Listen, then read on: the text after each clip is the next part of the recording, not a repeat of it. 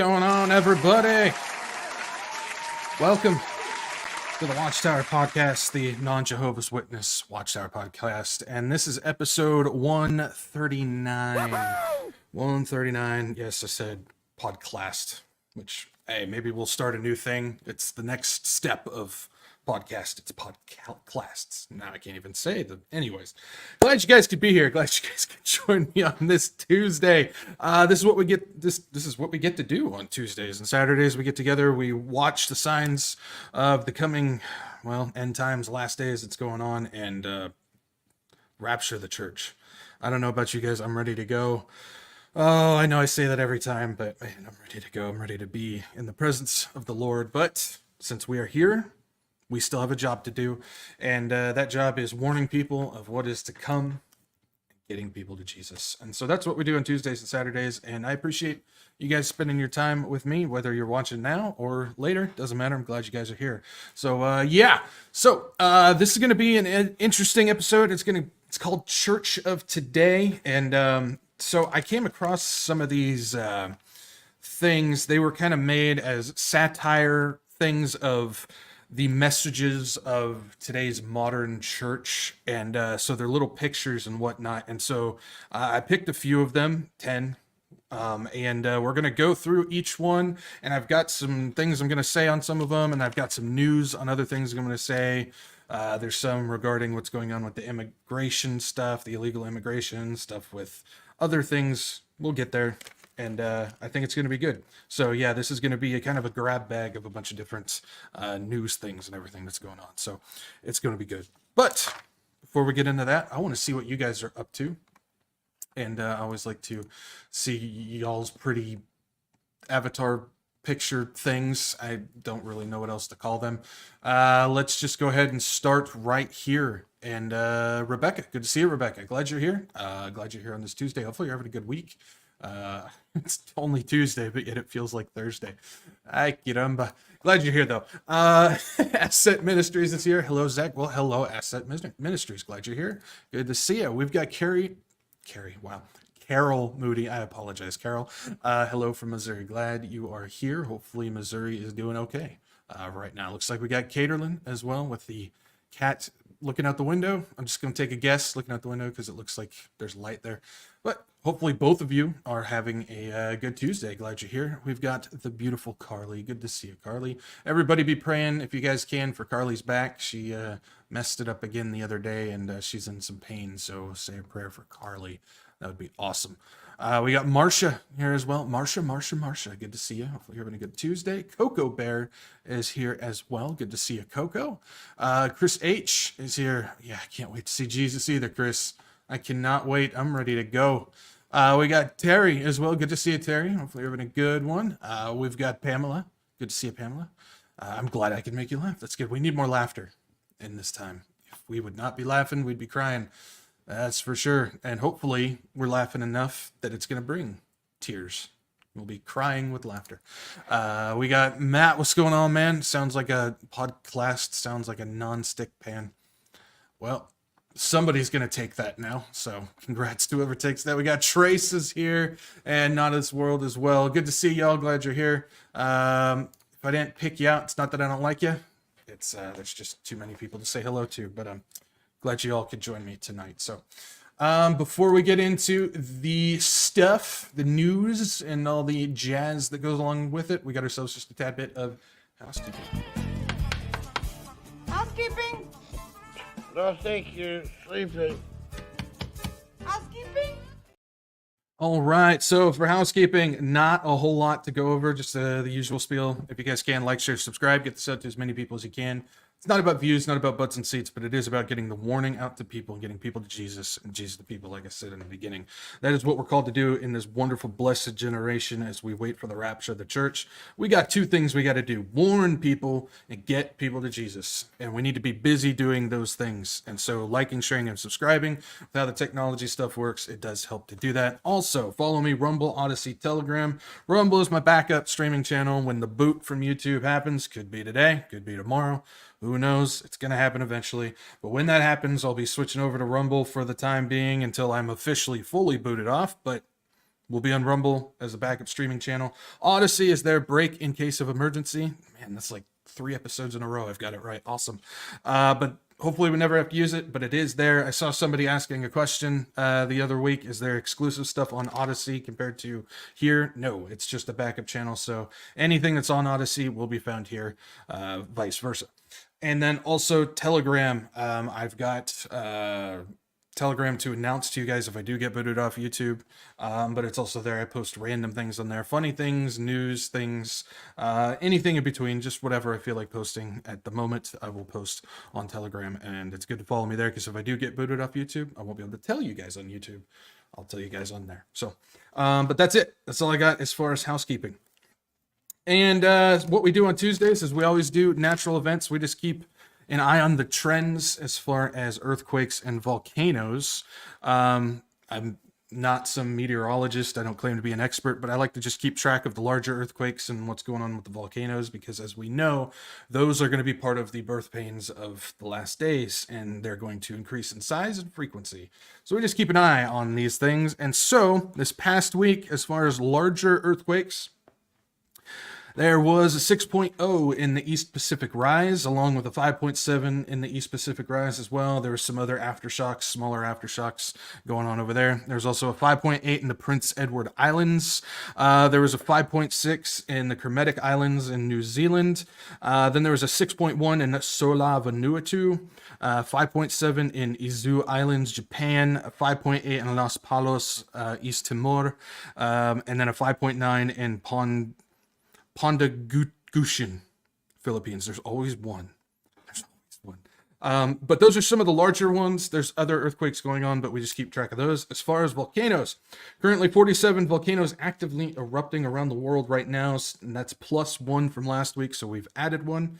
And those are in 8 in North America, which were down 1 from last week, 6 in South America, 1 in Europe, 3 in Antarctica, 4 in Africa, 15 in Asia, which we added 1 from last week, and 10 in Oceania, which we added 1 from last week. So doing basic math, that gives us 47.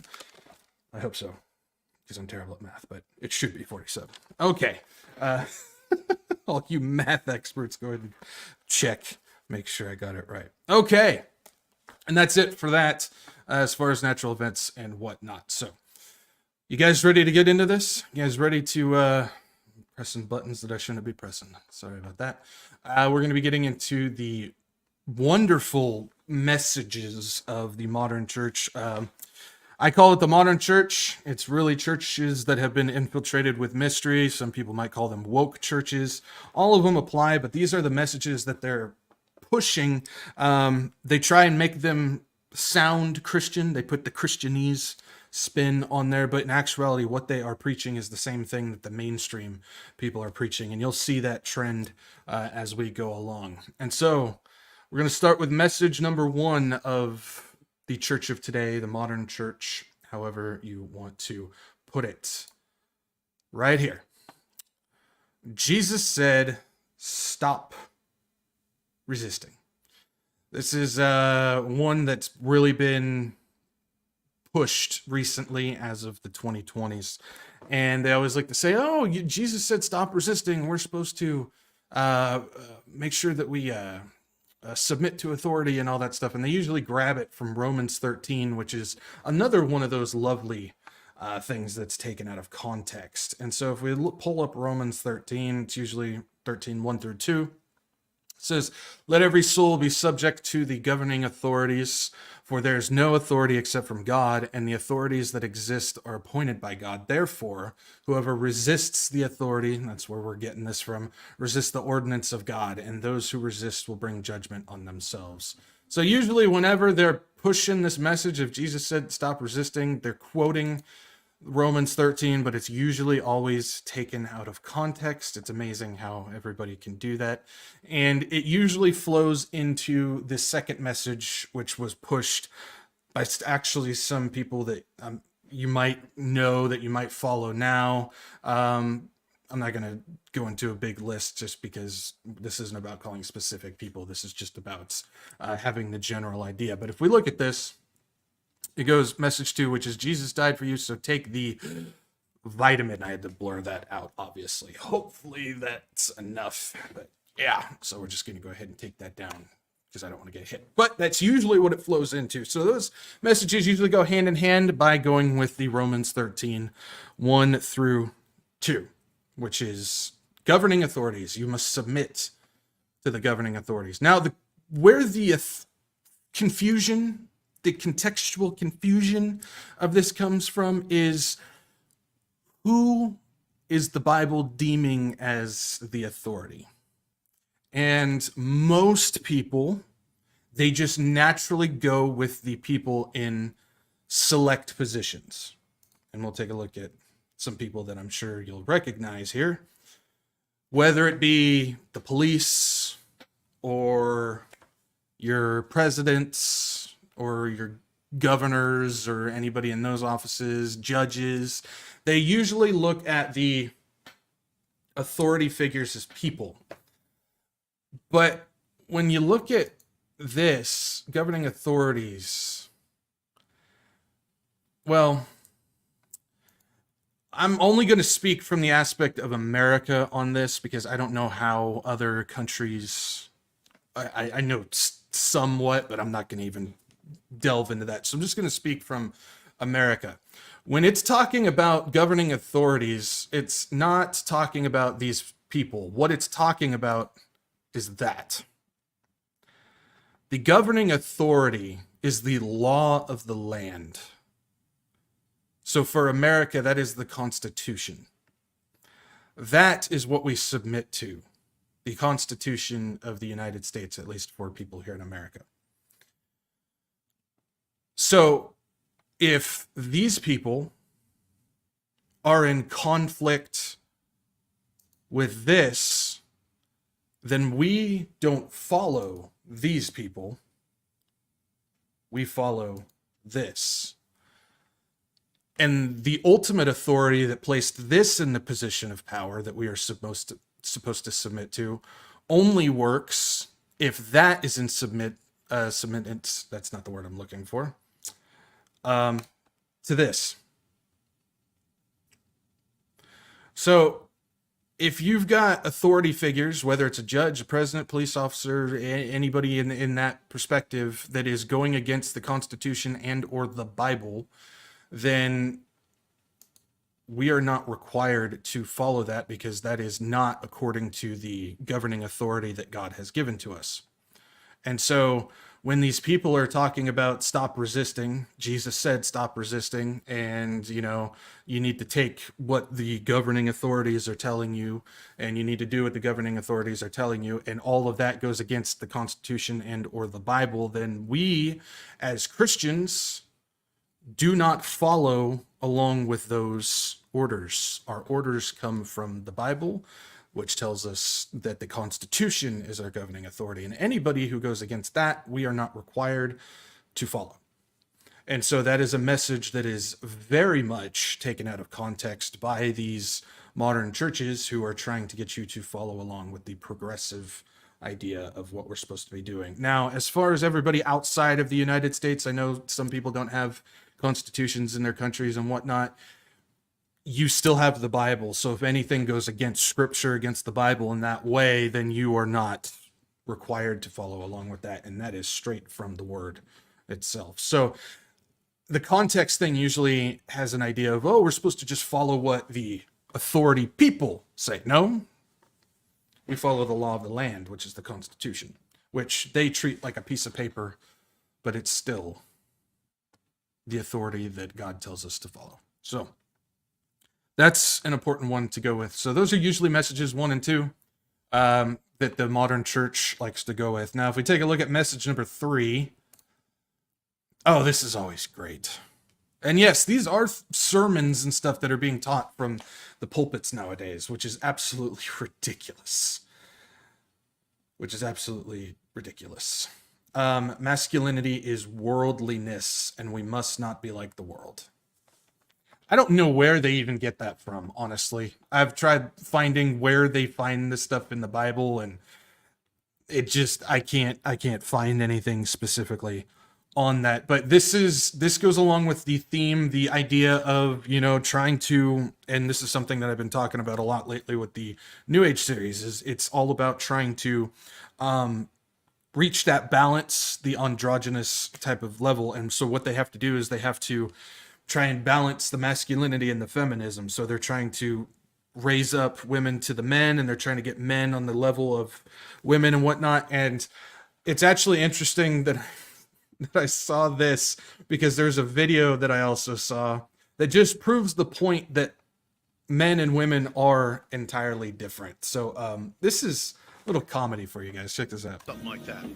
And here's the story of the day right there. That is Lalani Armenta. And she's going to play, and she's going to kick off and maybe even do some field goals tonight for the Jackson State Tigers. Of course, she was on the Jackson State women's soccer team, and because of injuries this week during practice, she's going to get her shot tonight to be a kicker. And what an impressive young lady it's been, and a chance for her. And I'm sure she's pretty nervous at this point, but they have her out there, and sweat football is underway. And the history was made. You got a first female kicker in the college division, and she goes out there and just legs one for a good 25 yards. If you guys couldn't see where that football landed, I mean, it just went right out of the stadium. Men and women are different.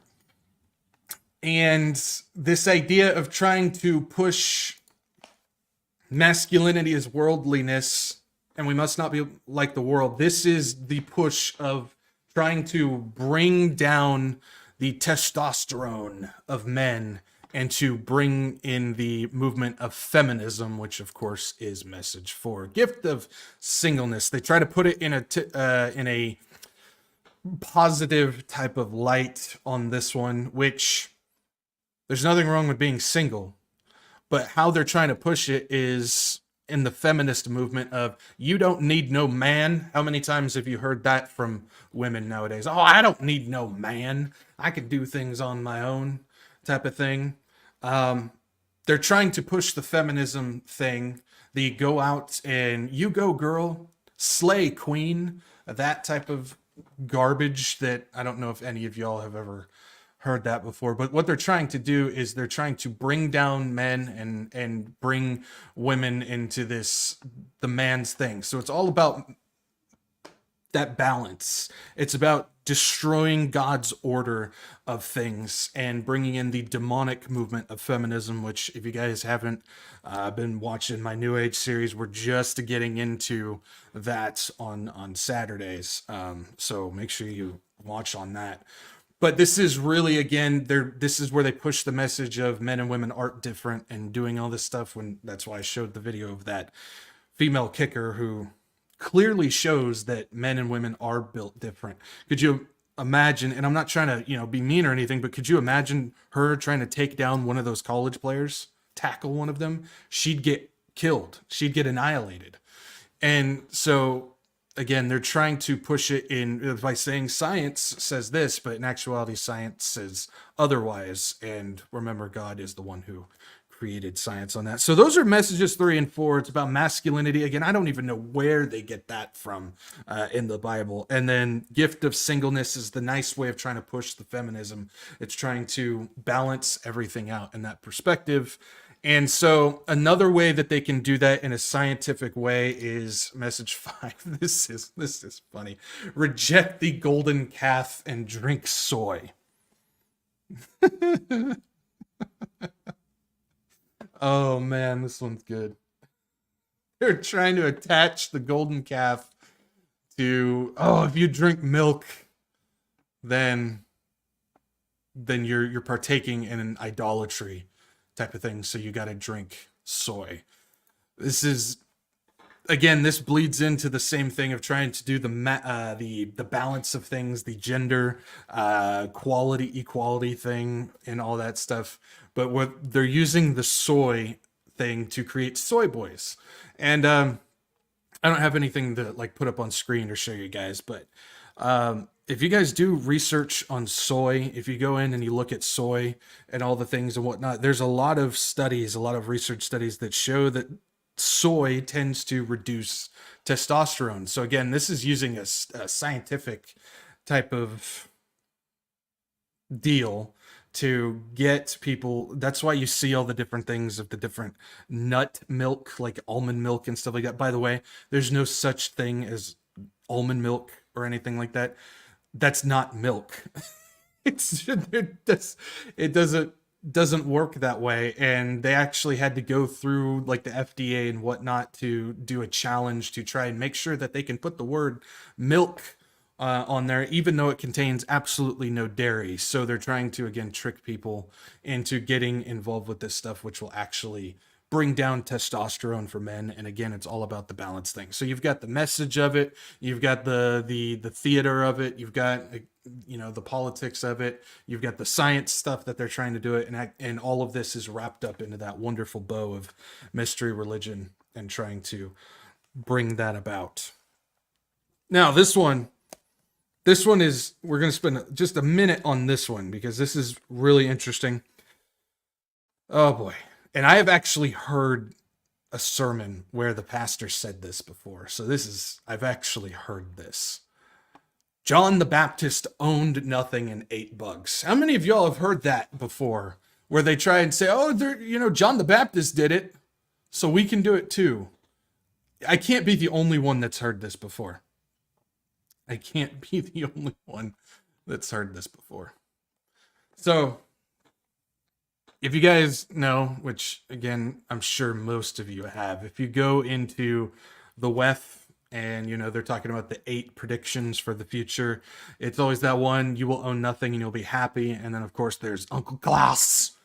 Uncle Klaus eat the bugs. He always does the eat the bugs type of thing. They want people off meat. Again, get people on soy, get people off meat. You're going to weaken them. You're going to bring down the testosterone. You're going to be doing a lot of scientific things to our bodies. I mean, they've already been doing that for years. You take a look at like the pictures back in the 50s of people, and everybody, is like all skinny and whatnot. And everybody's saying, oh, back then everybody was all skinny and everything. What happened? It's the food.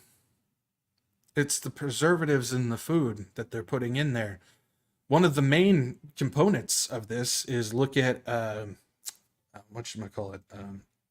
corn syrup, like high fructose corn syrup. That's in everything. And that stuff is poison to our bodies. And they put it in everything. Of course, they put it in the meat and everything now too. It's almost impossible to escape it, but they're trying to get people into other things to reduce all the testosterone. That's why we have so many of these diseases and whatnot that's going on and everything. And one of those diseases I've talked about before, because there's the verse, I can't remember where it was at. I think it's Timothy, talking about how they're going to make it so you can't eat meat and all these things. And there's something that I showed. It comes from a guy by the name of S. Matthew Lau. And I'll just let him speak for himself, and then we can kind of get into this. I'm sure you guys have seen this before, but just a refresher for those who haven't. So I'll give 2 examples. So one is that people eat too much meat, right? And if they were to cut down on their consumption on meat, then it would actually really help the planet. But people are not willing to give up meat. Yeah, some people will be willing to, but other people, they may be willing to, but they have a weakness of will. They say, wow, this steak is just too juicy. I can't do it. I'm one of those, by the way. So, so here's the thought, right? So it turns out that we know a lot about, we have these intolerance to, for example, I have milk intolerance. And some people are intolerant to crayfish. So possibly we can use human engineering to make it the case that we're intolerant to certain kinds of meat, to certain kinds of bovine proteins. And there's actually analogs of this in life. There's this thing called the Lone Star tick, where if it bites you, you'll become allergic to meat. I can sort of describe the mechanism. So that's something that we can do through human engineering. We can kind of possibly address really big world problems through human engineering. Yeah, so he's talking about how there's, ticks out there that produce this type of a reaction for people where they'll become allergic to meat, and they can break out in painful things and cause other issues and whatnot. And so you even talked about how he even talked about how he's talking about, human engineering and all these things, which we can't get into because of where we're streaming right now. But you can kind of get the idea of what's going on with that. And it's interesting because that was from a couple years ago that they were talking about that. And just this year, we started to see some interesting things coming out from interesting places. If we take a look at this, all of a sudden, we're getting warnings from the CDC, alpha-gal syndrome, which is what's going on with the ticks and allergies to meat. We got things coming from news outlets. CNN's one that's putting it out there. ABC News, you can see right there. Meat allergy caused by tick spit is getting more common all of a sudden, the CDC is saying. Meat allergy from Ars Technica down there. Meat allergy from tick bites is on the rise, and U.S. doctors are in the dark. You just go and type this in, and you'll find a whole bunch of news outlets all posting this. These were from July of this year. All of a sudden, we're starting to see this uptick. Haha, no pun intended, but I'm going to go ahead and take that one. I actually wasn't planning that, but you're seeing this uptick. Sorry, you're seeing this uptick in what this guy was talking about out of the blue. Now, it's important to understand that they can take that same thing, the alpha-gal syndrome there, and they can put it in other things. And as we know, there's these releases of modified mosquitoes and other stuff, which just take your guess. I can't say anything. But this type of thing can be delivered in different ways. And if they wanted to get this out to people, to get people literally forcing them, and if you read in Timothy, it says they will make it so you abstain from certain meats or certain foods, usually meat. This is a way that they can make that happen to force people into that type of thing. So it's interesting how all of a sudden this is becoming a announcement-worthy, news-worthy thing about the same time that they've been talking about getting people off meat. So I don't believe in coincidence. And so I just want to go ahead and throw that out there. I don't believe in coincidence. Now, this next one. Yeah, this next one. Let's just go ahead and go into it. Seed oil for Ukraine. Now, back when this whole thing started happening, which is absolute theater, by the way, guys, if Russia wanted Ukraine, that would have been over in a weekend. No matter what the news tries to tell you, they would have had it in a weekend. But this is all theater. It's all theater on all sides. They're all friends. They're all in bed with each other to get the whole world structure going the way that they want it to. But when this thing happened, when this thing took over, churches everywhere started throwing up Ukraine flags. I remember when it happened, a lot of the churches around in my town, I drive by and they had support for Ukraine. Whether it was a flag or a sign or something, they were all saying, pray for Ukraine, do this for Ukraine, and in support. You can still find it here and there every once in a while in people's houses and whatnot, but it's not like it was before. But there's this push to help Ukraine, to go to support them in because they're being attacked and it's war and all this stuff. Have you guys ever looked at some of the videos of Ukraine where the Ukrainians are in their cities at nightclubs and stuff partying right now?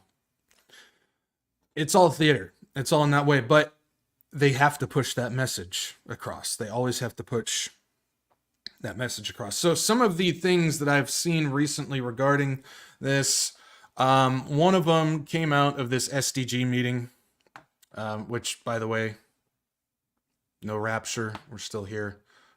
Antichrist isn't on the scene. No 10 kings either. Ezekiel 38 hasn't happened. Just throwing it out there. But at this thing, Zelensky met with our good old pals at BlackRock. Which this isn't the first time that he's done that. This isn't the first time. He's met with them a few times. But of course, every time it happens, it makes the news. But yeah, if you look at this, Zelensky said he met with BlackRock CEO and other finance leaders in U.S. trip. Zelensky said they confirmed their readiness to make large-scale investments in Ukraine after the war. And this is the same talking point, the same agenda that they've talked about every time, or at least this is what the news tells us was the agenda. You know, there's definitely other agenda involved. So we can only go with what the news tells us. And of course, I always tell you guys, don't believe the stuff in the news, doesn't matter where it comes from. Just always have a healthy dose of skepticism every time you're reading it. The only thing we can trust that we know is 100% true is the Bible. So it's important to understand that. But if we look at this, it says Ukrainian President Zelensky said on Sunday that during the recent trip to the U.S., he met with BlackRock CEO Fink and other U.S. business and finance leaders to discuss investment in Ukraine's reconstruction. The American entrepreneurs and financiers confirmed their readiness to make large-scale investments in our country immediately after the end of the war and the receipt of security guarantees, Zelensky wrote on Telegram. We are working for the victory and reconstruction of Ukraine. And it says CNN reported that while Zelensky was in New York for the UN General Assembly, he attended a meeting convened by everybody's favorite people, JP Morgan Chase, to discuss Ukraine's reconstruction. A source told CNN the meeting was attended by former Google CEO Eric Schmidt, Michael Bloomberg, yes, that's Bloomberg, New England Patriots owner Robert Kraft, of course, hedge fund billionaire Bill Ackman. If you guys follow anything financial, I'm sure you know that name. Former U.S. Secretary of State Henry Kissinger, because why not? We gotta have the full Luciferian party there, and billionaire Barry Sternlicht. So again, this isn't the first time that this is that they have met, and it's again we're always told it's the agenda of trying to the future of Ukraine, the rebuilding, the reconstruction of Ukraine. Now I've got this video here. I showed it a long time ago when it first came out, but I'm going to go ahead and show it again in case you guys haven't seen it or it's been a while and you want a refresher. There is a whole deal of what's going on with Ukraine and what they're trying to do with it. What it could be for, again, we don't know. All we can do is speculate. There's a lot of good theories out there. I'm not going to sit here and say, oh, this is what's going to happen and whatnot, because, I mean, we really don't have a clue. But this is what they put out, and it seems like that's what they're aiming for. But again, we don't know. Check it out. This is the video for Ukraine 2030.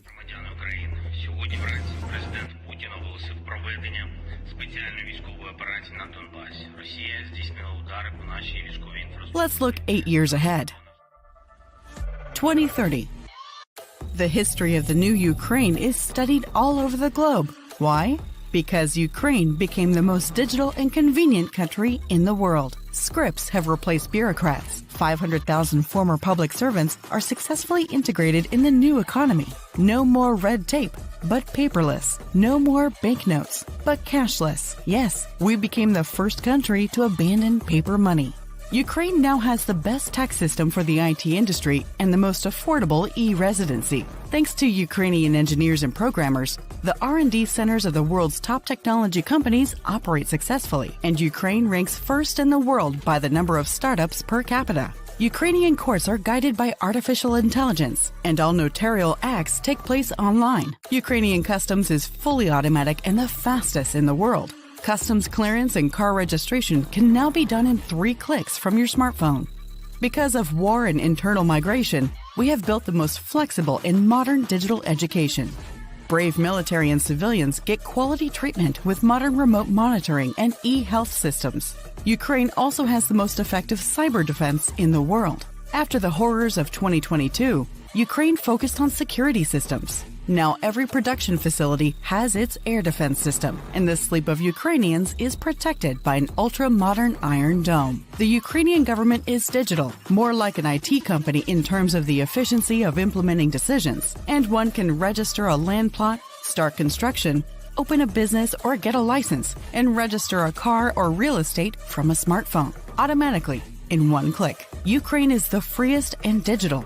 This is all because international partners and the world's leading technology companies supported the Digital for Freedom initiative and united to help Ukraine recover through digitalization. Building a new Ukraine together, free and the fastest, brave and digital. Free and the fastest. Yeah, free, sure.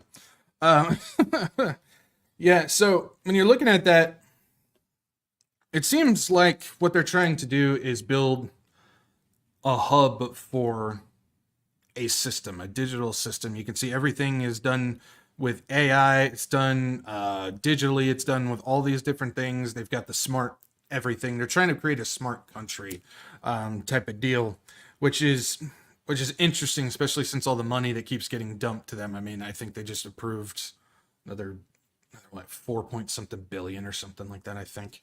I don't know that for sure, so don't take my word on that.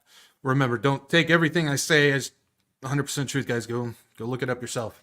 But it looks like they're trying to create a hub for this type of thing. And so you look at something like Saudi Arabia, they're working on like the Line City and whatnot, which is kind of a more of a city version of what they're trying to do with Ukraine. It just seems like they're trying to push along this digital beast system, so to say. Now, again, who knows what's really going to happen with this thing?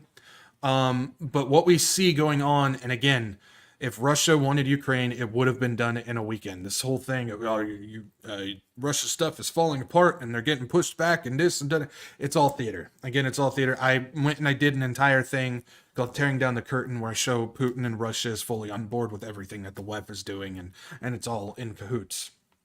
But on that video, if you guys looked, it's supported by this organization called United 24. Which Zelensky's name has been slapped on it as the one who created it, but we know there's others who are pulling the strings. He's just an actor, a puppet.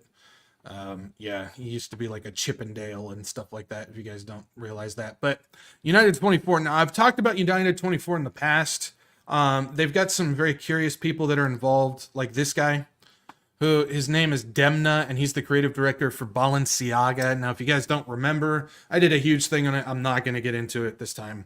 But if you go into Balenciaga, they're involved with the child trafficking with the fashion industry and all this stuff. He's somebody that's fully wrapped up in it.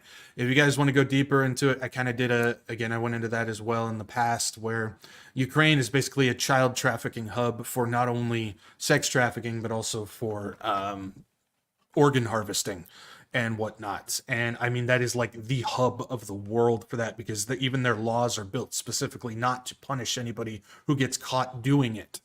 And so that's why it's there. And yeah, all the money is getting funded into this wonderful country that's trying to build the digital hub for a beast system, along with is the hub for child trafficking. It's just amazing how that all goes into that. But he's one of the ambassadors for United 24 that's heading up this whole thing.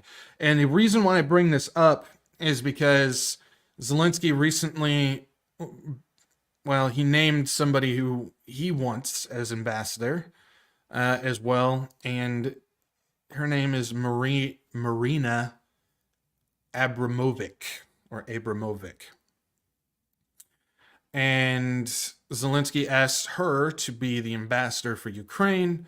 Zelensky has asked Marina, the performance artist, she calls herself a performance artist, to be an ambassador for Ukraine. Abramovic, a fierce critic of Putin's illegal invasion, said that Ukraine's president had asked her to help in rebuilding schools. So here we go with the kids again. If you guys don't know, it's amazing how you have this woman. If you guys don't know, she is a high priestess in the Church of Satan. She is a Satanist, a part of the Luciferian Church. She's a spirit cook. She's also connected to people like John of God, Allison Mack, and Podesta, who are all heavily involved with being a part of sex trafficking and sexual assaults and all that stuff. I'm not going to get into it. She's also done things for like the Clintons and Kanye West, Kim Kardashian, all those people. She's done things with Balenciaga and all these things. And you can even see a picture of her with Jacob Rothschild's in front of his wonderful painting, Satan Summoning His Legions. And so, again, it's just more of the piling on of this child trafficking in Ukraine. It's more about creating this hub for pretty much everything evil that's going on. But yet we have these churches that continue to push along this wonderful message of supporting Ukraine. Then again, when you go and you look at the videos of Ukraine, everybody's partying like life is going on like normal. It's amazing how a war-torn country is being so lenient with what they're doing in their lives. But it just goes to show the deception of what's going on in the world today. And I've said it before, Satan's strutting the catwalk. In the past, he had to hide and do things behind cover and whatnot. Now, they're just openly doing things, whatever they want, without any repercussion, without any halting, without any stopping, because they can get away with it. We're at the point, this is another sign of we are in these times where Satan's 15 minutes of fame is coming up really soon. And before that happens, the rapture of the church has to happen. That's the wonderful doctrine of imminency that the Bible teaches us about, that it can happen at any moment, including right now. One of these days. But it's just, again, another sign of what's going on, what the truth really is. And again, this is only part of it. I mean, there's so much going on. If you guys, I don't recommend doing it. I've even had to take a nice long break from going into anything involving that. But I mean, the Luciferian cult and what's going on behind the scenes, guys, it is bad. What we see going on with some of these people like Marina here and Demna and Zelensky and whatnot, these are only scratching the surface. And that's hard saying it from somebody like her, wonderful priestess of the Church of Satan. It's absolutely disgusting. But this is where we're at. And now getting with BlackRock, I saw some other stuff coming out from BlackRock. People are saying, see, the ESG stuff is over. Even Larry Fink and BlackRock has come out and said they're going to abandon the ESG stuff, which is the environmental social governance agenda that they're trying to push on everybody. See, all the news comes out. Oh, they're bailing on the ESG. They're losing money. They're not going to do it.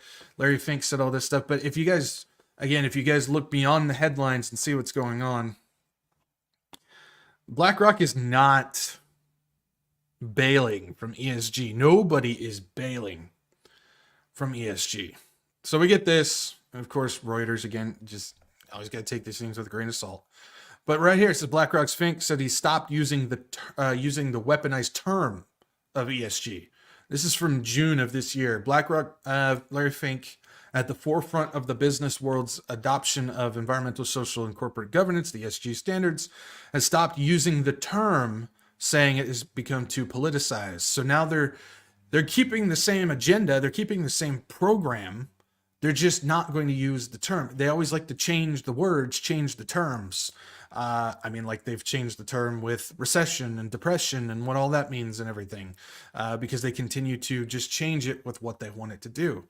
Goes on to say, but the world's largest asset manager hasn't changed its stance on ESG issues. Fink told the Aspen Ideas Festival on Sunday. I don't use the word ESG anymore because it's entirely weaponized by the far left and weaponized by the far right, he says. But he said dropping references to ESG would not change BlackRock's stance. The firm would continue to talk to companies it has stakes in about decarbonization, corporate governance, and social issues to be addressed. He added. So again, this has to do with the psychological warfare, the psychological aspect, PSYOP. Put it out there. Oh, even Larry Fink of BlackRock says he's going to stop doing ESG. But in actuality, all they're doing is just changing the aspect of using the term. They'll probably use some other term to explain what's going on, but they're going to continue with the agenda, with the program. And I mean, they talk about how he says, oh, we're going to continue to talk to corporations about doing this stuff. Well, again, the terminology is off on that as well, because even from the horse's mouth, and I've showed this before too, but just a refresher. In Eagle Pass, you now make a point of that's an investment criteria for you. Well, behaviors are going to have to change, and this is one thing we're asking companies. You have to force behaviors, and at BlackRock we are forcing behaviors. 54% of the incoming class are women. We added 4 more points in terms of diverse employment this year, and what we are doing internally is if you don't achieve these levels of impact, your compensation could be impacted. Okay, we're doing the same thing. And so it's just you have to force behaviors. And if you don't force behaviors, whether it's gender or race or just any way you want to say the composition of your team, you're going to be impacted. And that's not recruiting, it is development, as Ken said. And ultimately, it's still going to take time, but I am just as much shocked as Ken is that we have not seen more opportunities. And we're going to have to force change. Force behaviors, force change. Your money is going to be impacted if you don't do what we're telling you to do, type of thing. So again, that terminology, if they're going to continue to talk to companies, now what they're going to do is continue to strong arm people into continuing on with the agenda that's being pushed on every company globally, that is all falling under the wonderful bow tie, the wonderful package, and I'm going to continue to tell people about it, of mystery religion. This has to do with the worship of Mother Earth, of the goddess Earth, and everything. So everything falls under that mystery religion that's being pushed into these companies that are then pushing it upon the corporations to continue to do what they're doing. And so in this aspect, they're saying, oh, they lost all this money because of the ESG and stuff like that. But if you continue to read on, Fink continue to talk about how it was one of their best years, even though what you're seeing in the headlines is they lost a bunch of money because of ESG. So again, if you look further, if you look beyond what is said in the headlines, you will see that they really didn't. They really didn't lose because of ESG.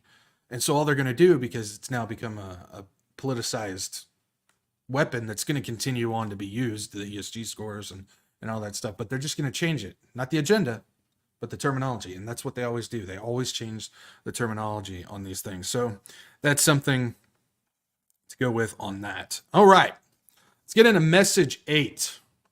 And yeah, we've got a lot on this one. I did a little digging on message 8 and message 9. They kind of go together. It's kind of a tandem message. So message 8 is kingdom diversity mandate. So again, you go into the ESG thing, social stuff. It has to do with diversity, and basically you have to hire somebody not based on merit, but on their skin color, or if they're a woman, or da-da-da-da. But then again, what is a woman? I thought you have to be a biologist in order to do that. So does every company need to hire a biologist in order to determine who's a woman and who's not? Just something to think about there. But diversity. And you see this everywhere. I mean, you even go onto like the websites of like Hillsong and all that stuff. They even have an entire page dedicated to the Black Lives Matter thing and how they're trying to be on board with the equality and diversity stuff, and how the Hillsong Church Network is requiring you have to have this many people of color and whatnot. You see the same stuff in Hollywood. It's amazing how churches in Hollywood are kind of doing the same thing. It's the modern church going on, but it's the diversity thing. And to go along with it, message 9, of course, to have all that diversity, you have to have immigration. Infinity immigration. Jesus was a refugee. Always trying to push this forward. Always trying to push this forward. The immigration stuff. And as we know, this is part of what they're trying to do with the SDG stuff, is forced immigration. They're trying to break down the borders, break down the walls. We know they've got the different pacts where they're trying to subjugate these different land sectors and get everything, take down the borders on those regions and put them into specific land mass type of things. So trying to create new countries, like 10 of them and all these things. And of course you have to do forced migration to do that. And so they continue to push the immigration stuff. So I've got some things on this. One of the latest things that's come out recently was on the 25th, so yesterday. New York City is now preparing to spend an extra $1 billion on hotels alone to shelter the migrants for 3 more years. New York City is preparing for the worst, extending its contract with local hotels to help house migrants for up to 3 more years at a staggering added cost of more than $1 billion. And the revised contract's projected new total $1.365 billion price tag, nearly 5 times what the original deal called for, would just pay the rental fees to more than 100 hotels converted into emergency migrant centers. So taking over the hotels for the illegals. It doesn't include the cost of city facilities and other rented sites housing homeless asylum seekers pouring into the Big Apple by the thousands every week. This is just New York City, guys. It's happening all over the United States. Critics, including some Democrats, raged. Again, they always like to say that some Democrats, it's all the same party, same coin, different side of it. They're all in the same thing. We talked about the Hegelian dialect last Tuesday, which I recommend going and getting an idea of what that is, because it's just the moving of the spectrum to get people where they want them. But it's all the same party. So critics, including everybody, raged that the Adams administration contract with the New York City Hotel Association, which is set to be extended from this year through August 2026, reeked of a taxpayer giveaway. So they're just preparing more shelters, free asylums for the illegals to bring them in, and all the things that they bring along with them. And again, if you look at this stuff, most of the people that are getting pushed into the United States, and even go take a look at what's going on with Europe too, it's all young men. It's all military aged men. I still think that that's going to have something to do with the new UN army when that comes rolling around. That's just my opinion. That's just speculation though. So I'm not going to say, that's exactly what's going to happen. But it has to do with that. And one of the big things that's been happening lately, and I know a lot of people are talking about it, a lot of people are up in arms about it, which we're going to kind of dig into a little bit, is what's going on with the Texas border, where they had was it the National Guard? I don't know if it was the National Guard. It was one of the Texas authorities. They went and put razor wire out on the border, and then the Border Patrol came and cut the wire and allowed people in. But here's a little video of it. We'll talk about it. In Eagle Pass, Texas, where just moments ago, Customs and Border Protection cut a hole through the concertina wire that has been stretched by Texas DPS along the border there to allow migrants to come through. It was initially a group of about 60 to 70 people. It swelled to some 300 very, very quickly. Some women and children who were sort of in the middle of the river were picked up by, I guess it would be Texas DPS, because they're running the airboats there up and down the river, and taken out of the water and to safer ground there. But as you can see, as we have watched for the last couple of weeks, the illegal migration across the river into the United States continues with this border crossing in Eagle Pass, seeing thousands of people. And then over the weekend, we set what we believe is a new record of 11,000 people crossing into the United States in a single day. We'll keep an eye on this for you. In the meantime,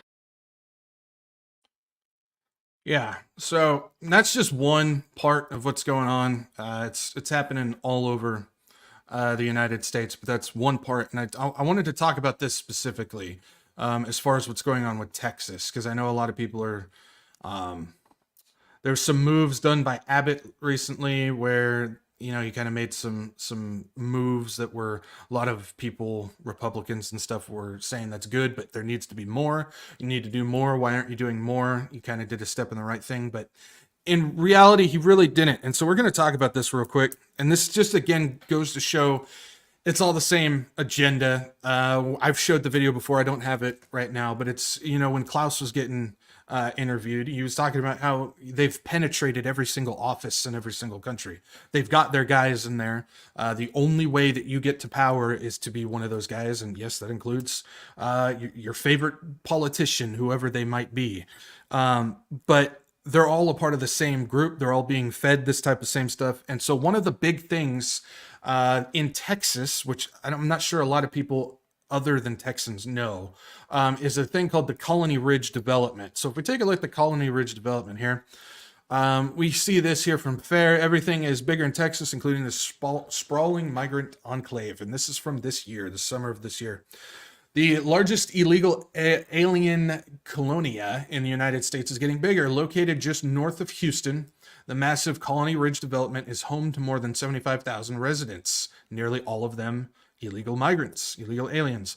The booming but sketchy assemblance of cheap single-family houses, mobile homes, and hastily constructed shacks has been dubbed the world's largest or biggest trailer park. 10 years ago, the area was mostly forested wetlands. It's all about the environment, right? Again, just another lie. Today, it's 10,000 acres of denuded residential lots stretching mile after mile. Colony Ridge's marketing company, Terranos Houston, which if you go to their website, it's in Spanish. Interesting. Caters to migrants by issuing housing loans that do not require proof of citizenship.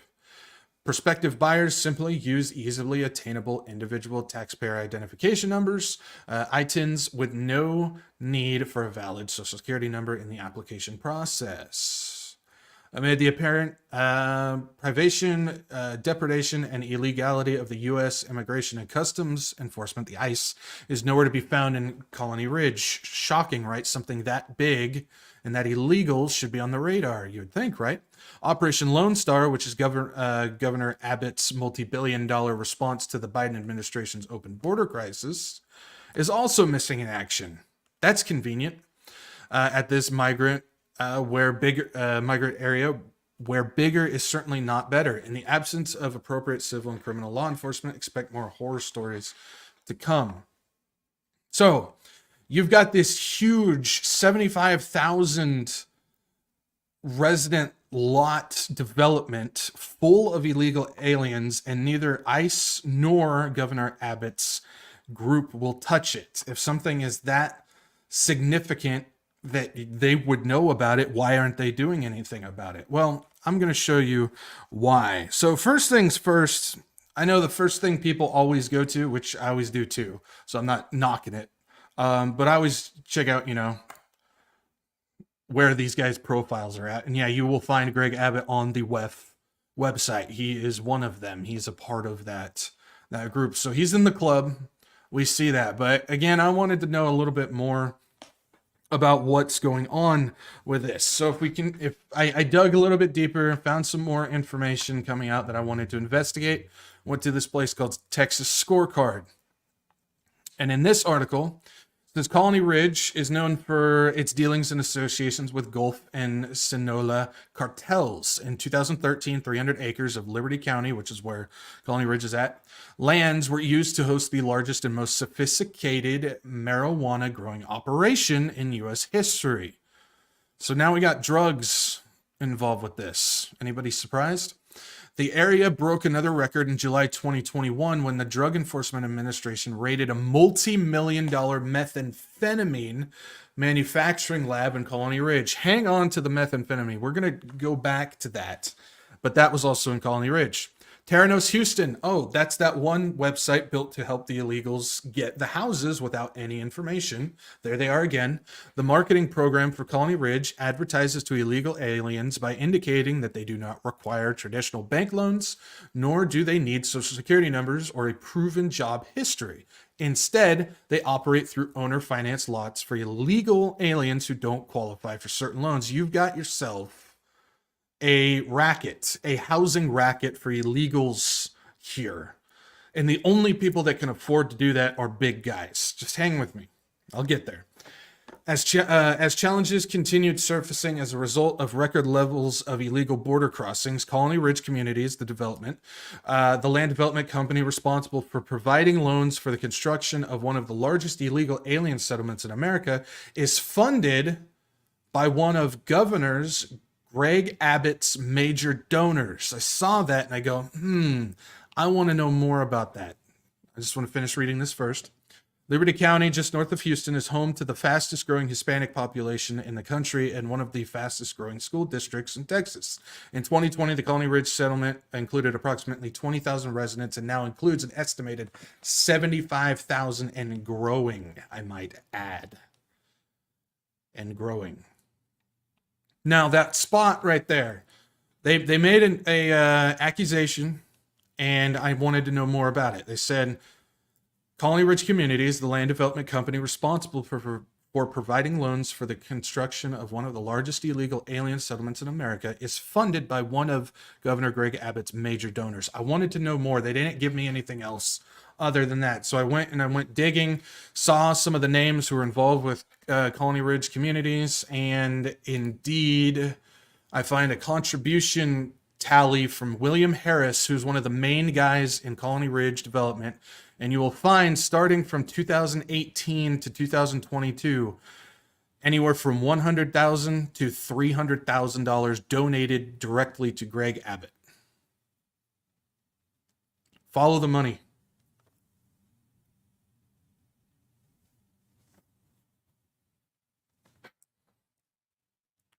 Follow the money. You want to know why Greg Abbott is not stopping what's going on at the border? Is because he's being paid not to. He's benefiting from it. Not only is he in the club, but he has been bribed to allow this Colony Ridge development to continue to bring in illegals, house them, and produce drugs.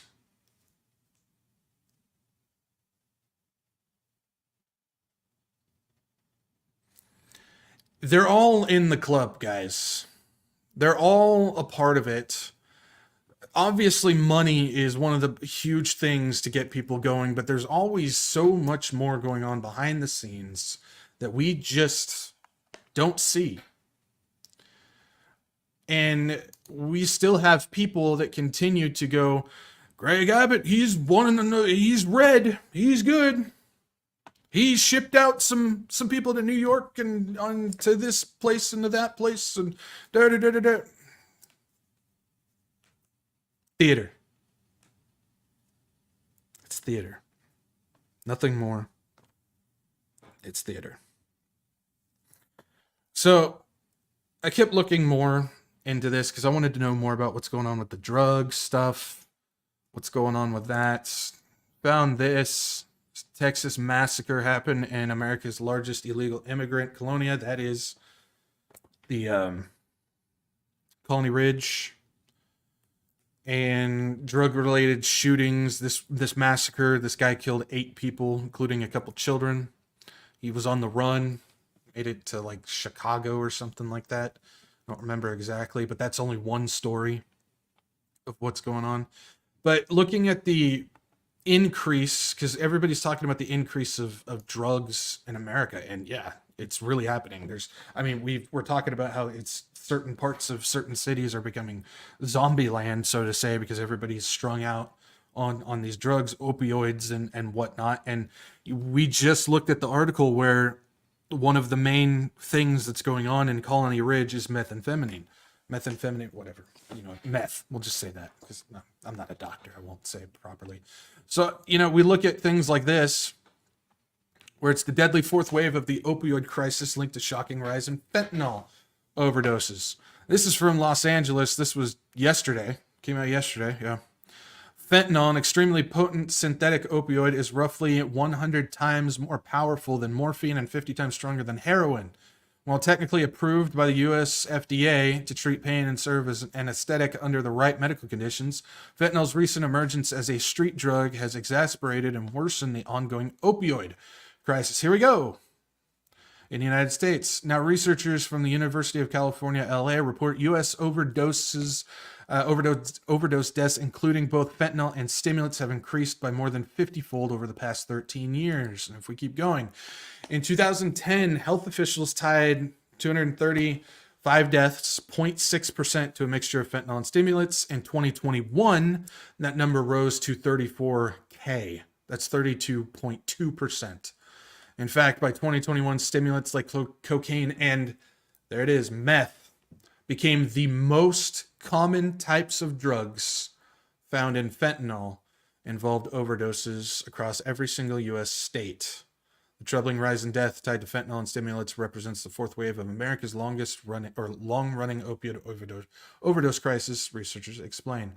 There's a connection between the rise in the illegal immigrants and the rise in these drugs, guys. And that includes having a community, a development like Colony Ridge that is a drug house for this stuff. It's increasing. Researchers also note that fentanyl stimulant overdose deaths appear to disproportionately occur among racial and ethnic minority communities in the United States. African Americans, Native Americans. Where are the illegal immigrants coming from, guys? For example, in 2021, the rate of stimulant involvement in fentanyl overdose deaths was 73% for 65 to 74-year-old non-Hispanic, Black, or African American women living in the Western United States. The same prevalence was 69% among 55 to 65-year-old Black or American African men living in the same place. In 2021, prevalence in the entire U.S. population was 49%. There is a connection between all these things. You increase the migration, you increase the drugs that come along with it, you provide, whether it's whether it's hotels in the United States or it's your Colony Ridge, which is being funded and helped helping increase through governors. They're all connected in this type of thing. And it just continues to get worse and worse and worse, including this huge Haitian group sitting at the border of Texas.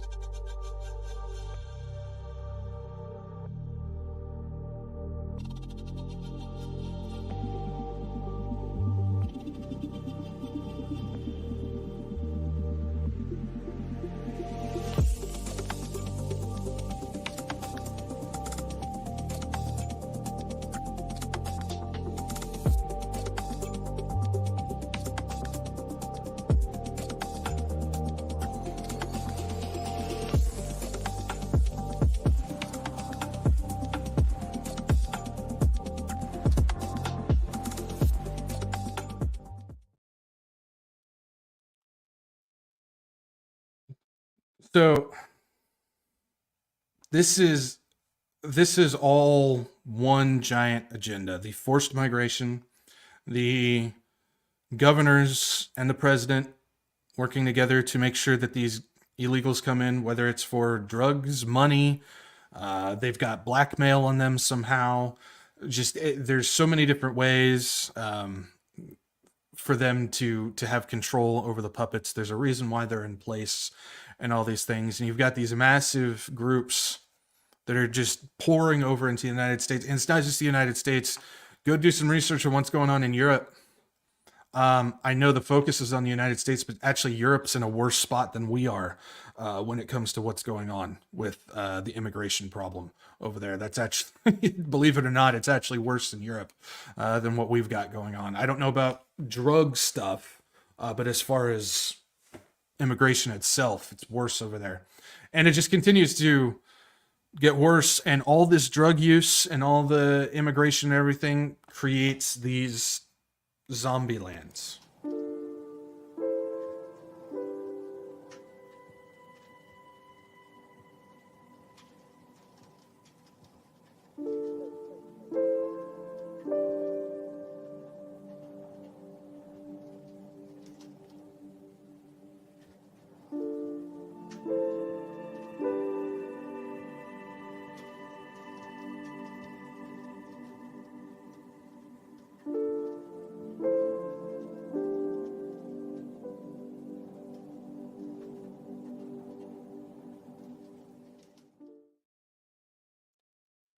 Now, one of the things to keep in mind on this is this isn't just a flesh and blood thing. I know, you can get wrapped up in all these things involved with it, the immigration problem, the drugs and everything that's going on, the politics and everything. But it's important to understand the drug is a big factor of this. The drug, according to what scripture tells us, as far as the Greek on it, this is sorcery. This is witchcraft. Pharmakia is a form of sorcery. And so what's being unleashed through the immigration, being unleashed through these zombie lands, the drugs, everything that's getting pushed is pharmakia. It's sorcery. This is magic. This is a spiritual thing that's being unleashed through these drugs onto the streets, that's taking down it used to be a family. Now it's taking down entire blocks, taking down entire neighborhoods, taking down entire streets, entire cities. Soon it's going to start taking down entire states. And we see that starting to happen now. It's starting to consume entire states altogether. And it doesn't matter if it's red or blue. Again, that's another thing that the media is trying to tell you guys about, because Texas is red and we are getting consumed just as much as the other ones.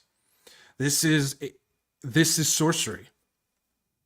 This is when it's talking about Ephesians, when it's talking about powers and darkness and these things and wickedness, this is what it's talking about.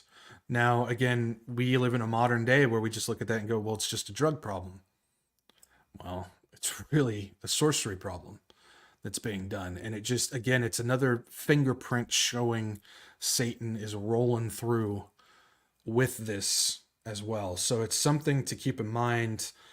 Remember, and I try and make sure I put this in every single episode, where don't get so caught up in the physical, political side of what's going on. Step back and make sure you're looking through the Bible. You're looking through prophecy at what's being done. Don't do it the other way, where you're looking at what's going on and try and push it into the Bible. No, look through the Bible first, and you will see the darkness, the evil darkness that is behind what's going on with the drug problem. And adding on to that, making it worse, is this is now becoming an excuse that's being used to bring about lawlessness as well. Not only in the drugs being used themselves, but also it's now being used as an excuse for it. And so if we go to a couple of stories on this happened in San Francisco. This was just this May of this year. Yeah, May of this year. Again, it might be a little small. I'll read it for you guys.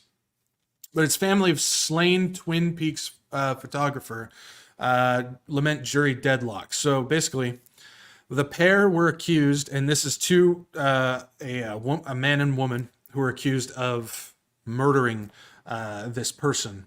And if you look at the video footage, it's right there, but I'll explain. I'll just read it first. The pair were accused of robbing and killing photographer and film location scout Ed French, who was 71 at Twin Peaks Overlook in July of 2017, and this just got concluded now, which is still not fully concluded. The jury of 5 men and 7 women reported they were deadlocked as to the count of a first-degree murder.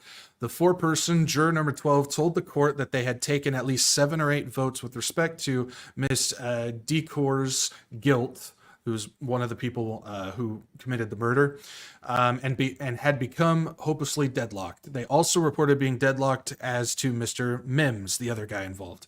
The broad daylight caught-on-camera killing of the defenseless senior shocked residents for its senseless and brutality. The pair will face a retrial. So this happened in 2017, and they just came to the conclusion that it's going to be a retrial. So here we go. This is my point with this next part here. While they did not dispute that their client fired the shot that killed Mr. French, defense attorneys argued that at the time of the killing, Miss Decor was in a sickle cell crisis and suffering from opiate painkiller withdrawal. They added that Mrs. Decor had a low IQ, a lack of adaptive functioning, and suffers from stress and anxiety. So we've got the excuse of drugs and low IQ, which has now just caused a retrial because they are not competent for trial. As a consequence, they said they did not act consciously when firing the gun. She was unaware of what is going on, attorney Mark Iverson told the jury. She is moving, but without conscious thought. Summing up, prosecutor Heather Trevisan dismissed claims of lack of consciousness, making a plan with someone else to go to a target-rich environment and to leave Mr. French alone to die on the street while you go to fence the camera. Suggested to the contrary, she said. So, because these people who committed this murder of this guy were considered low IQ and had a drug problem with stress and whatnot, they are being called incompetent for trial, and they got a retrial. They had somebody, one or multiple people in the jury saying, oh, they're not fit for trial, and so it was deadlocked.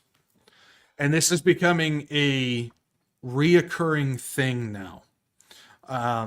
You can just type in incompetent for trial, and you'll just see hundreds of stories of these people that are just getting let off from their crimes because they're not fit for trial, whether it's drugs or IQ. I kid you not, including this one, where a teen accused of shooting a man in the head was found incompetent to stand trial, then let go.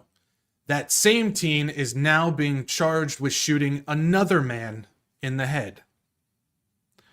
And so basically this teen, he was caught robbing this woman, and she was scared for her life, and she thought she was going to die.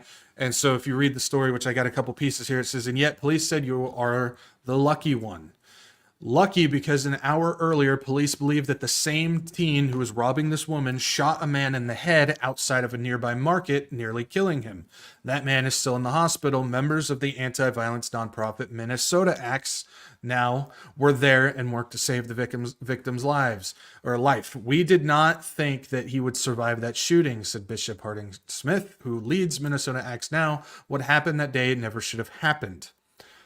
And then right here, only 8 months earlier, that same teen who shot that guy in the head and was robbing this woman was accused of shooting another victim in the head at Brooklyn Park gas station.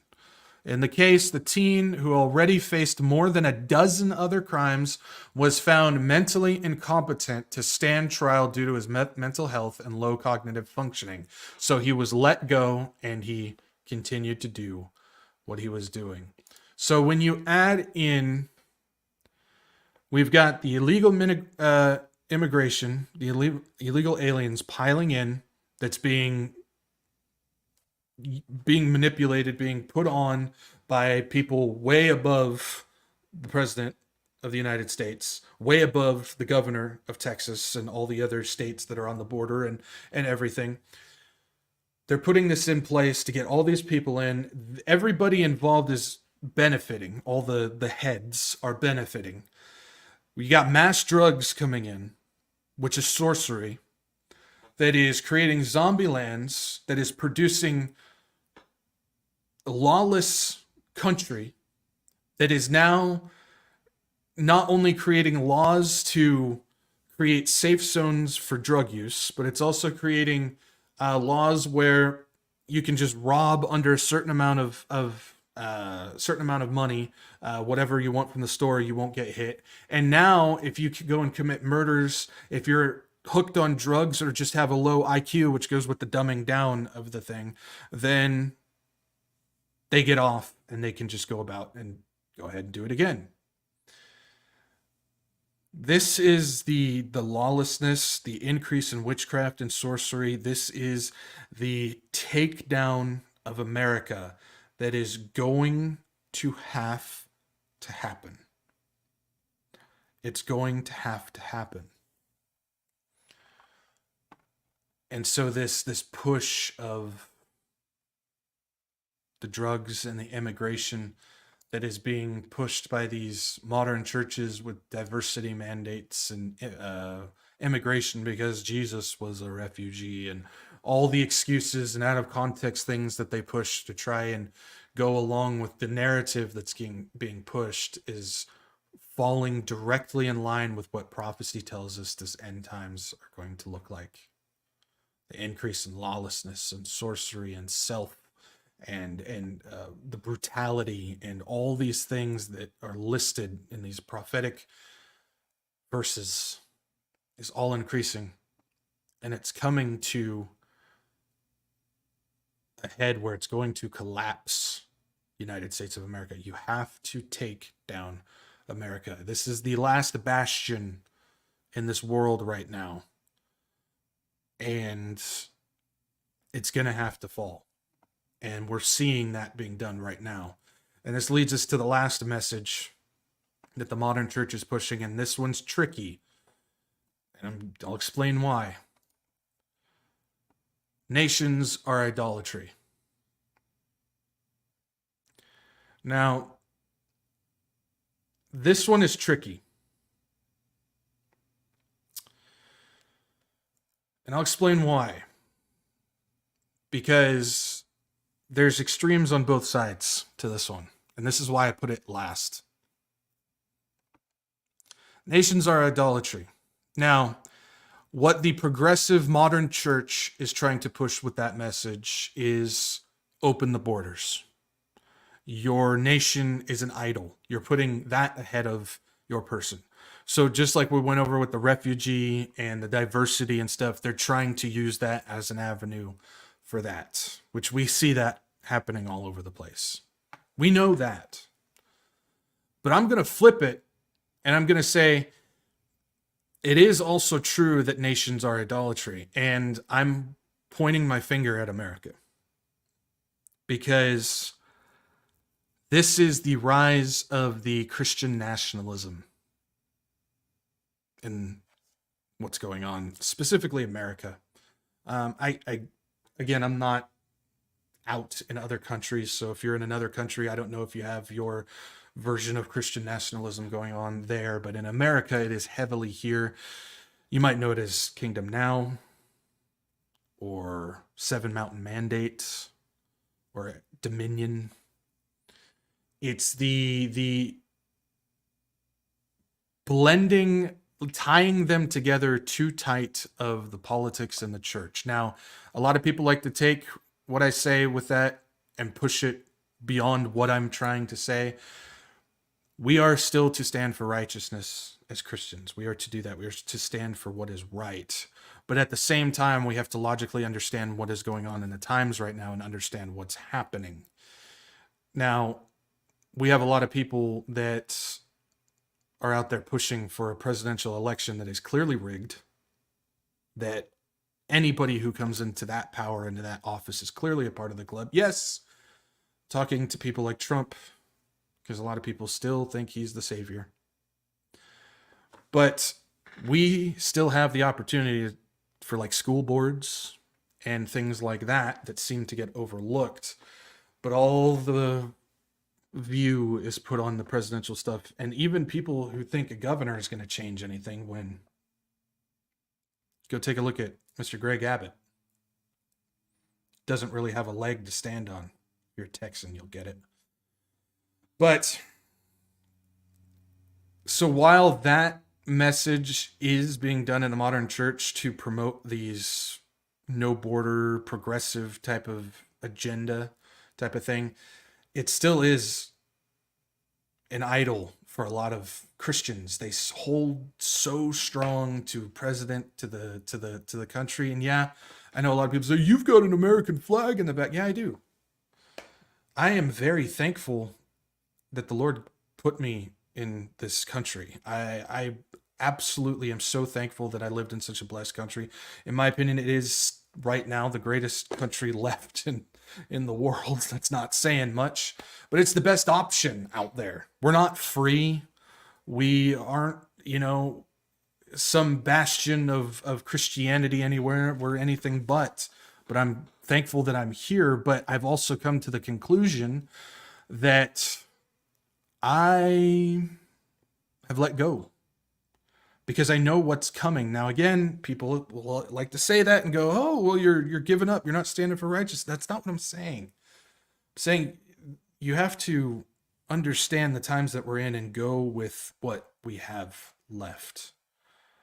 Go to your school board meetings, go to your mayor's office, which even those are starting to get taken over now, but there's still some good mayors left. Try and hold tight to Christian principles in your community. But for most, this is what they see. They see Jesus with an American flag sash standing next to Donald Trump. And that is indeed an idol.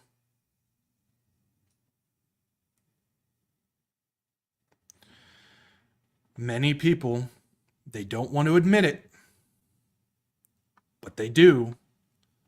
They place their country, their flag, and their favorite politician ahead of Jesus. They won't admit it, but you can see it in their actions and how they speak. They're more interested in getting their politician elected than they are sharing Jesus and warning people of what's to come. And I don't have a picture of it, but there's a lot of times I see pictures of the cross made out of an American flag and whatnot, and I just can't get on board with that. That cross, which the cross can be an idol to some people too, but we still revere it for what the Lord did on it. But they like to place the cross on a lower stool by making it out of an American flag when that cross stands tenfold above the American flag. Again, I've got that flag hanging in the back, but I have let go of what that country used to be, what my country used to be. Doesn't mean I'm not thankful that the Lord has me here and I'm blessed to be here, but I will never place my country above the Lord. And I've even come to the point now where I don't even say I love my country anymore, because I don't. I don't recognize my country. I don't love my country. I don't love this world. I don't love anything in this world. I am not of this world. I'm passing through it. While I'm here, I will still stand for this in any way that I can. But that doesn't include placing a politician or a country above it.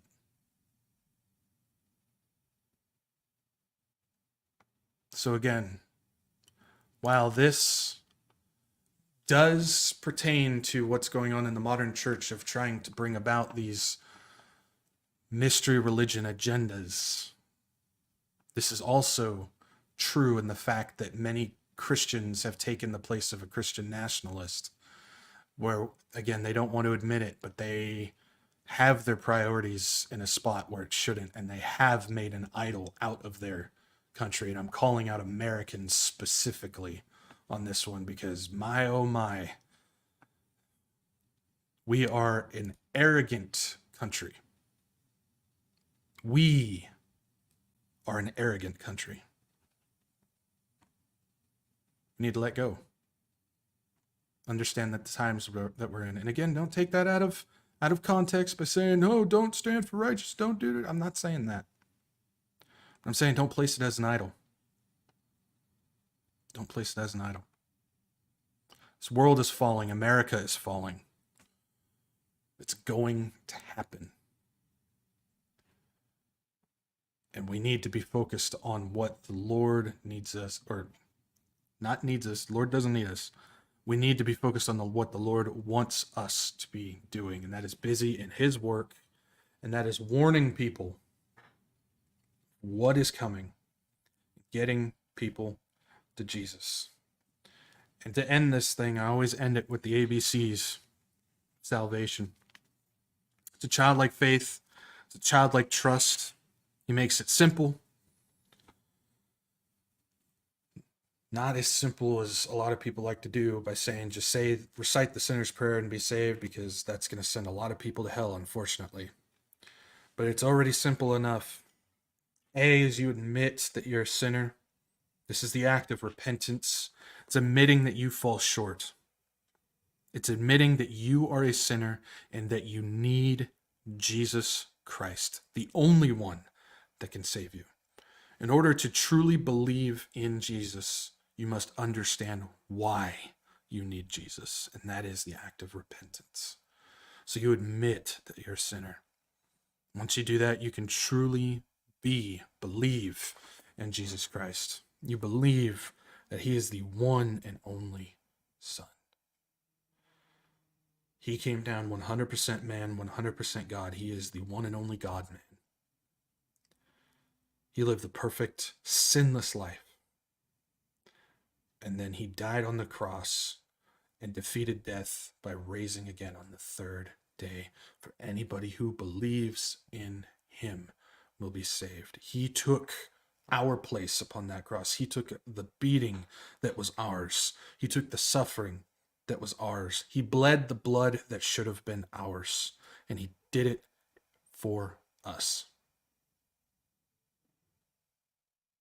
Now, you can know the story and not truly believed. Knowing and believing are two different things, so this is between you and God. And C, as you call upon the Lord. You call upon the Lord. It's that prayer where you say, Lord Jesus, I have sinned. I am a sinner.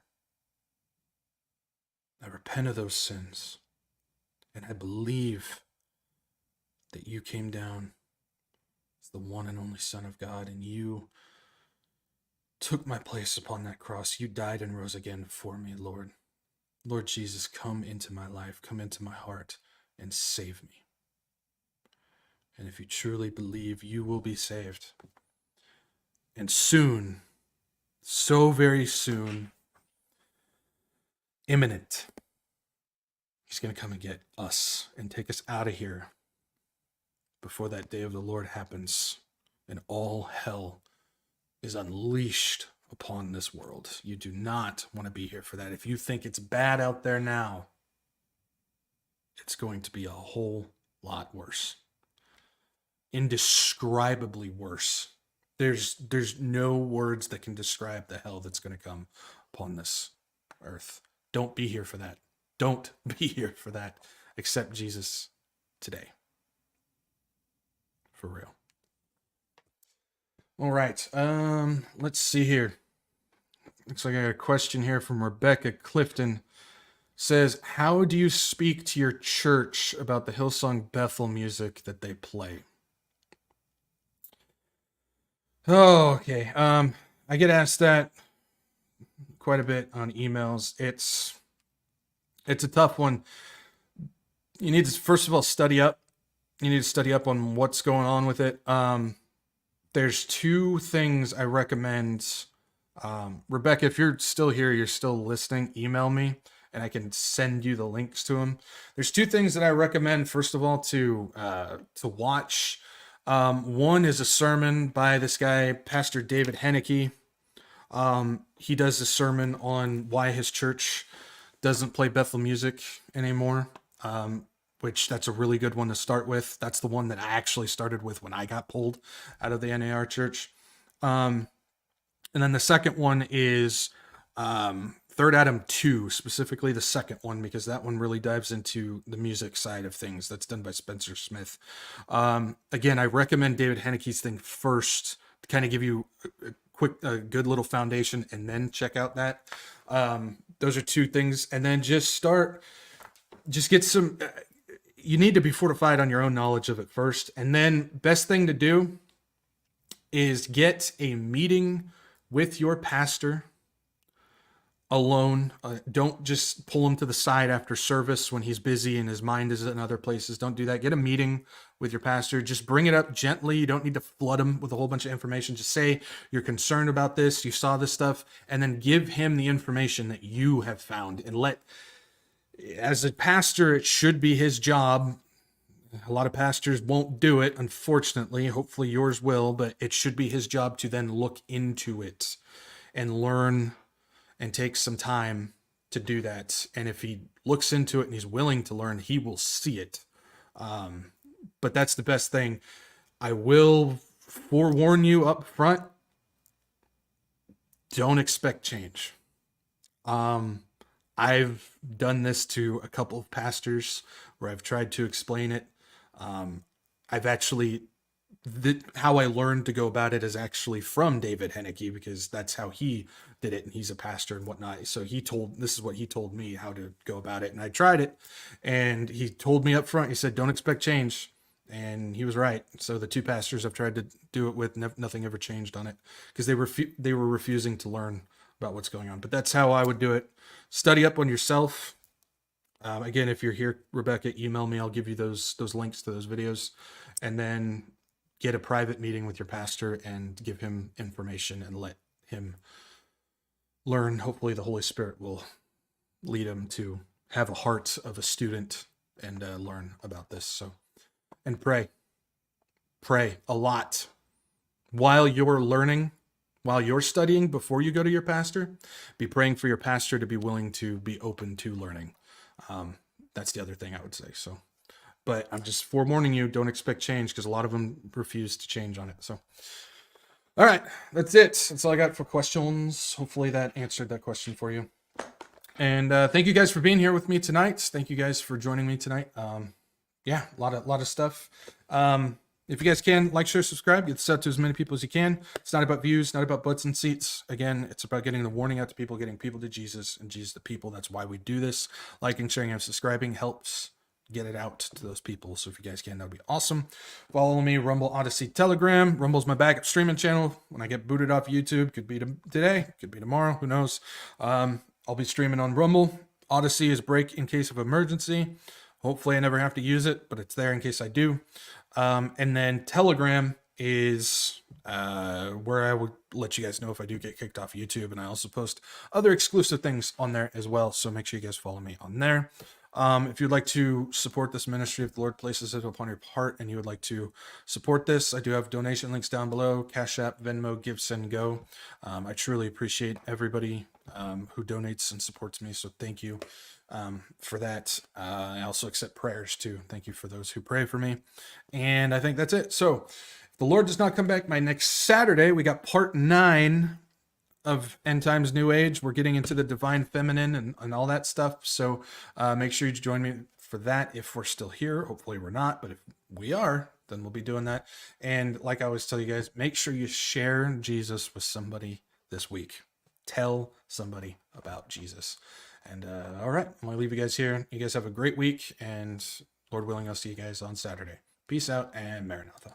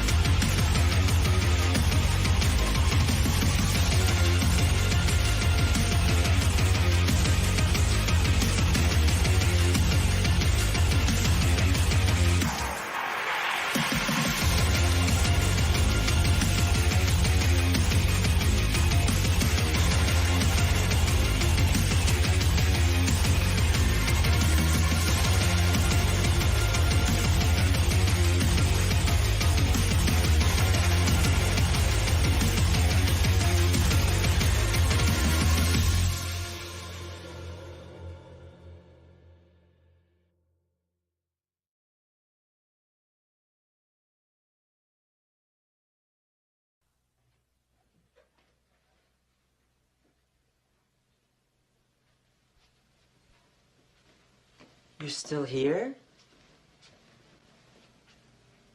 It's over. Go home. Go.